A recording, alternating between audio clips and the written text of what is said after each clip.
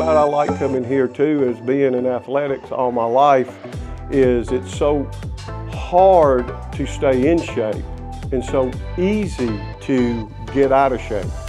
And even though if you maybe miss a week coming, you come on a regular basis, your recovery time on getting back into shape and not missing a lot is so much quicker than if you don't do anything at all.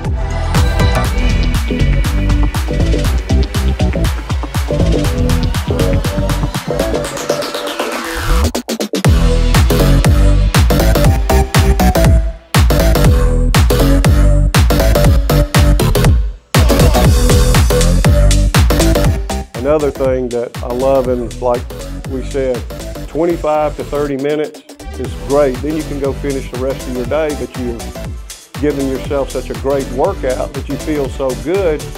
And I always thought, working out for that short a time, how can that help me? Every time I leave here, my legs wobble, my arms ache for just 25 minutes of working out that I can't even do hours at a gym somewhere else.